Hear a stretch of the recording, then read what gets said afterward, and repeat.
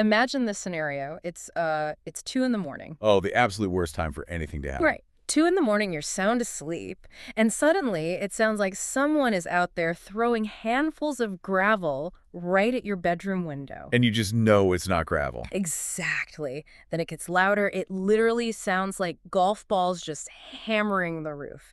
You wake up, your heart is racing, and you realize you are right in the middle of a massive hailstorm. Which is terrifying in the moment. It really is. But here's the thing. The physical damage is one thing, right? The broken shingles, the dented siding, maybe a cracked windshield in the driveway.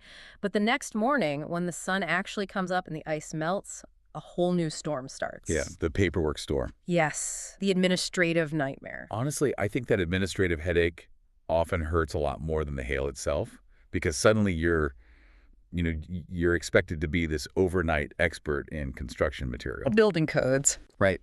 Local building codes, insurance law, and negotiation tactics, all while you're just trying to get your family's life back to normal. Which is exactly why we are doing this deep dive today. We're looking into a specific source we found.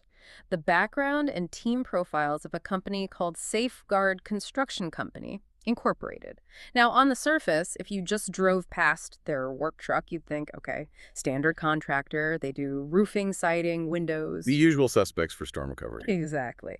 But when we started really unpacking their About Us materials and looking at their certifications, we found something that really sets them apart. This whole deep dive isn't actually just about hammers and nails. Not at all. It's about a highly specific and honestly often misunderstood professional designation, the public adjuster. This is such a crucial distinction for people to understand. In that whole world of storm damage and insurance claims, there is a massive, massive difference between someone who can just fix your roof and someone who is legally licensed to fight for your right to a fair claim to pay for that roof. It really shifts the whole conversation to advocacy. Exactly. It's pure advocacy. So that's our mission today. We are going to unpack that advocacy. Specifically, we're looking at the professional partnership between the company's owner, Kevin Schultz, and a key team member, Igor. We want to see how their specific qualifications change the game for you, the homeowner, and how that technical expertise actually filters down into a company culture that's built on trust and some really deep family values. It's a fascinating case study, really, because you see how technical qualifications like holding that public adjuster license can completely shape the ethos of a construction company. It moves their whole business model from just repair to actual representation. Okay, so let's start right at the top with the founder and owner, Kevin Schultz. Now, usually when I read these bios for construction company owners, I expect a story about, I don't know, inheriting a family business or maybe just working on job sites since they could hold a hammer. Which is very common. Right. And Kevin does have that tactile background. The source notes he was raised in Wheaton, Illinois, and he gained real hands-on experience doing roofing, siding, and windows all through high school and college. So that foundational element is there. He knows what driving a nail actually feels like. Yeah. He understands the physical labor. And that is so important because, frankly, you cannot effectively manage a process that you don't fundamentally understand. Very true. But here is the pivot that I found super interesting. He goes off to college, earns a degree in business and mass communication, and heads straight into the corporate world. He leaves the trade. He leaves the job site completely.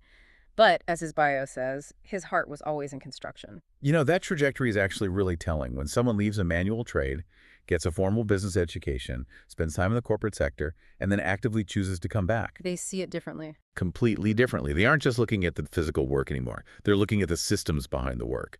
They start to see the friction points and the inefficiencies in how the entire industry operates. And I think that realization leads perfectly into what I'm calling the aha moment of his profile. Because when Kevin came back, he didn't just buy a truck and print some business cards. He loaded up on some serious heavy-hitter credentials. Oh, he absolutely did. We're talking certifications from OSHA, the Vinyl Siding Institute, which they call VSI, and HAAG Engineering. Okay, can we just pause on HAAG Engineering for a second? Please do, because to me, it just sounds like another corporate acronym. It is a huge deal in this industry. I really don't want to gloss over it. HAAG certification is essentially the absolute gold standard for damage assessment. Yes, it means you are trained to inspect property damage, basically like a forensic engineer. A regular roofer might climb up there, look at a shingle and say, yeah, that was pretty beat up. A A HAAG-certified inspector looks at the granular loss. They look at the bruising of the matting underneath, the specific directionality of the impact. Wow, okay. They can scientifically distinguish between actual hail damage, blister rash from heat exposure, mechanical damage from a bad installation, or just plain old age. So it's kind of like the difference between your standard general practitioner and a forensic pathologist. In a way, yes. It adds this undeniable layer of scientific credibility to his assessments. When someone with that certification says a roof is completely totaled, he is backing it up with rigorous engineering standards. It's not just his opinion. Okay, so he's got the science side locked down, but then there's the legal side. And the source explicitly lists that Kevin holds an Illinois and Wisconsin unlimited roofing license. But, and this is the massive one, he is also a licensed public adjuster in both of those states. And there it is. That is the unicorn credential for a general contractor to have. Lay it out for us. What exactly is a public adjuster, and how is that different from the adjuster the insurance company sends to my house after I call in a claim? That is the million-dollar question. So the adjuster that the insurance company sends out is either a direct employee of that carrier or an independent contractor hired by them. Their job is to assess the claim based on your policy, yes, but they are ultimately reporting to and paid by the company that has to write the check. So there's a pretty obvious structural conflict of interest there. Inherently, yes. Now, a public adjuster is entirely different. They are licensed directly by the state specifically to represent the policyholder. Which is you, the homeowner. Right. Aside from an actual attorney, they're the only people legally allowed to negotiate an insurance claim on your behalf. Okay, so let me get this straight. If I just hire a regular standard contractor, let's call him Bob the Builder. Sure, Bob. And the insurance company comes back and denies half of my claim, Bob can't really do anything about that. Legally speaking, no, he can't. Bob can certainly argue with them about the current market price of a sheet of plywood, but he cannot interpret the legal language of your policy or argue coverage law. If he attempts to do that, he is essentially practicing public adjusting without a license, which is a crime in most states. Wow. So by having the owner of the construction company also hold this state license, Kevin is basically building a bridge between being a construction worker and being a legal advocate. Precisely. It immediately signals to the insurance carrier that this company isn't just a group of guys throwing random estimates at the wall hoping something sticks. This is someone who deeply understands the policy language, understands the exact scope of the damage from a certified engineering perspective, and is legally empowered to negotiate that claim. It completely shifts the power dynamic. It's like having a mechanic who also happens to be a lawyer when you're fighting with a dealership over a car warranty. That is a perfect analogy. And honestly, it saves you from being the middleman. You don't have to try and relay these incredibly complex technical arguments between your roofer and your insurance agent. Kevin speaks both of those languages fluently. So that's the leadership level. But obviously, you can't run an entire company alone. And this is where the story shifts from the executive level down into the trenches. I really want to bring Igor Grujicic into the conversation. Yes. Igor's profile is so compelling because it mirrors that exact same blend of technical skill and fierce advocacy we just saw with Kevin, just from a slightly different angle. Right. So the source tells us Igor was born in the former Yugoslavia in 1983 and then moved to the United States in 2010. And there's a really specific timeline provided here. He entered the roofing and adjusting business in 2017. But then he didn't earn his public adjuster's license until 2021. Which is a progression I really respect. It tells a distinct story. He didn't just jump straight into the legal negotiation side on day one. He spent 4 solid years in the industry first. He learned the ropes. He undoubtedly saw firsthand how homeowners were constantly struggling with unjustly denied claims or terrible lowball offers. And then he took the deliberate step to get legally licensed to solve that exact problem. And his bio is extremely explicit about his motivation. It literally says he is passionate about advocating for homeowners, and his specialty is guiding clients through the claims process to secure fair outcomes. Fair outcomes. That is the operative phrase. It sounds a little subjective, though, doesn't it? Like, what does fair actually mean in this context? In the insurance industry, a fair outcome is actually incredibly objective. It means the approved claim accurately and fully covers the true cost of the repair required to return your property to its exact pre-loss condition, while also adhering to all current local building codes. Which sounds simple enough. It sounds simple, but it is very often a massive battle. Insurance software, things like Xactimate, they can sometimes severely underprice current local labor rates or material costs, or completely miss necessary code upgrades that the city will require. Igor's role, much like Kevin's, is to act as the shield between you and that massive bureaucracy. He makes sure the math reflects the actual reality of the job. And there is a very human element highlighted here, too. His bio mentions Igor is happily married with two young daughters, ages 8 and 6. And, it might seem like just a small background detail, but when you are dealing with someone's home, their sanctuary, knowing that the guy handling your massive insurance claim is also a dad who understands what it means to keep a safe roof over his family's head, I don't know, it just adds this vital layer of empathy. It grounds the highly technical work in reality. Mm. He isn't just adjusting a sterile claim for an asset or a structure. He is literally securing a home for a family. That alignment of values professional advocacy driven by personal understanding is incredibly powerful. It stops the whole stressful process from feeling so cold and transactional. Which brings us directly to the partnership aspect. You have Kevin, the owner, and Igor, a key team member on the front lines. Both are licensed public adjusters. Why does that concentration of this very specific license actually matter for a company like Safeguard? I mean, wouldn't just having one be enough? It creates an incredible synergy and a really deep bench of expertise. In a lot of typical construction companies, the primary goal is just volume. Get the job signed, do the quick work, move on to the next one. If the insurance company denies part of a claim, let's say they agree to pay for the roof but completely deny the damaged gutters, a standard contractor might just shrug and say, well, sorry, that's all they approved. Do you want to pay out of pocket for the gutters? Right, they take the absolute path of least resistance. Exactly. But when you have this public adjuster DNA baked into both the leadership and the execution level, the entire goal of the company shifts. Actually, one of their other team members, Sherry DeMarco, who handles invoicing, mentions this exact goal explicitly in her bio. She states her #1 priority is customer satisfaction and the maximization of every insurance claim. Now, hold on a second. Maximizing. I feel like I have to play devil's advocate here for a minute. To a skeptical listener, or definitely to an insurance auditor, that word might sound a lot like inflating a claim. It's a completely fair point to raise. But in this specific context, maximizing does not mean inflating or making things up. It means ensuring that absolutely everything that should be covered under the policy is actually covered. It means meticulously reading the fine print. For example, does your local building code suddenly require you to replace the decking material under the shingles? Does your specific policy include ordinance or law coverage to pay for that? The insurance company's initial quick estimate might easily miss that detail. A public adjuster will not. So it's really about completeness. It's about making sure you aren't leaving money on the table that you are contractually entitled to receive. Correct. Having Kevin and Igor both holding that license means there is an incredibly tight safety net for you. The scope of the work is being dictated by an accurate, certified damage assessment and your legal policy rights, not just by whatever the insurance adjuster felt like initially offering. It effectively removes that lingering fear that you're going to be left holding a massive bill at the end of the job just because your contractor didn't know how to properly ask for the right things. Or the fear that you'll get a subpar, patchy repair because the approved budget was too tight and the contractor felt forced to cut corners. It is ultimately about ensuring quality control through rigorous financial advocacy. Now, we've talked a lot about the technical side, the specific licenses, the legal advocacy, the HAAG certification. But the source material highlights something else that I think is equally important. It's the culture of the place.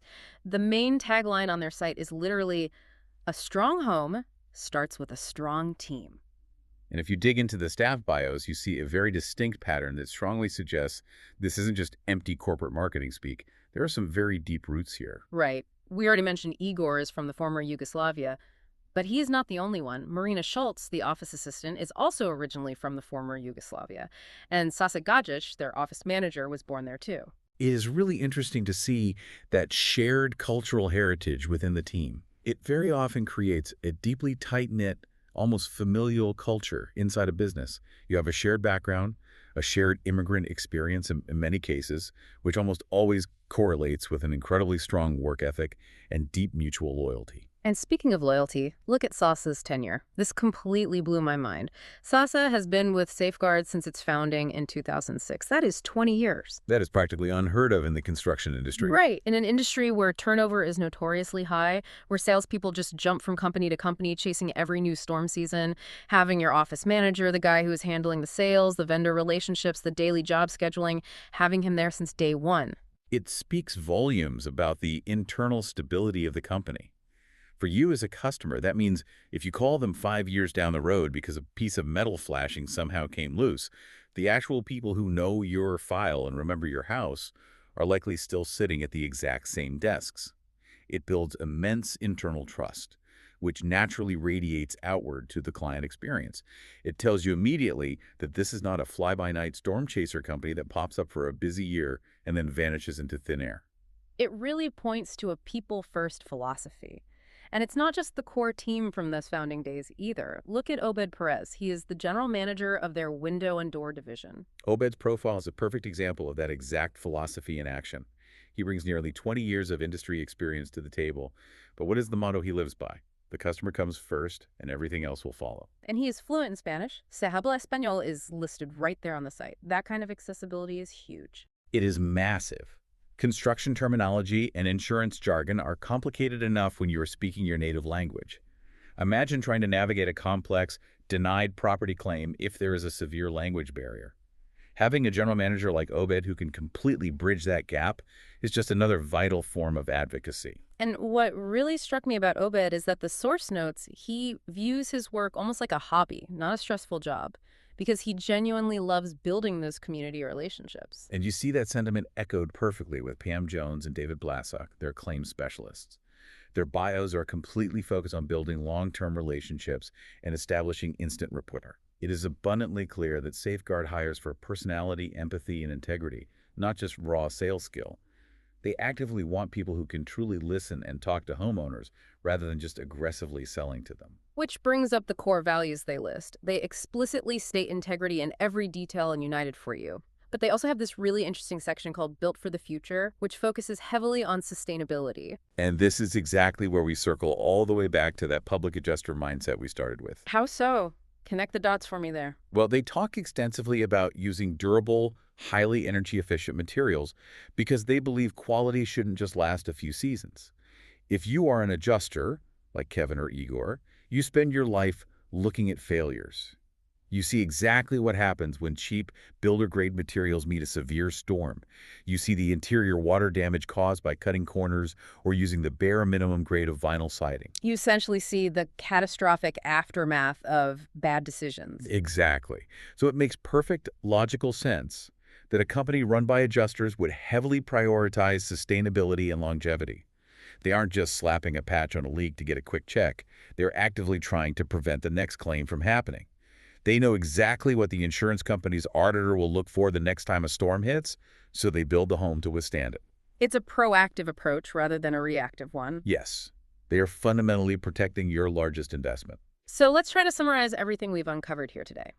Safeguard Construction Company, Incorporated, is, strictly on paper, a place to get your roof or your siding fixed. But the reality of what they offer is so much more layered. It truly is. It is essentially a high-level construction firm wrapped around a solid core of legal and financial advocacy. You have Kevin Schultz at the helm, combining sharp corporate business acumen with gritty, hands-on trade experience, plus top-tier certifications like HAAG and the public adjuster license. And then you have Igor Grdzičić, this incredibly dedicated public adjuster who brings that relentless immigrant work ethic, a deep empathy for protecting families, and a real passion for absolute fairness to every single claim he touches. Backed by an entire support team, Sasa, Marina, Obed, Sherry, Pam, David, who provide the deep stability, the linguistic accessibility, and the genuine customer service that makes all that technical expertise actually functional for the client. It's just an incredibly powerful combination. It completely changes the way you should think about hiring a contractor. You're not just hiring physical labor, you're hiring a dedicated representative. You are hiring a team that knows the complex rules of the insurance game far better than the opponent does. And that is the absolute key takeaway for me here. In a post-storm situation, you are incredibly vulnerable. The insurance company has a massive team of trained experts whose sole job is protecting their financial interests. Having a dedicated partner who is legally qualified and licensed to stand up and fight for yours, that is the ultimate value proposition. And that leads us to a final thought for you, the listener, to mull over.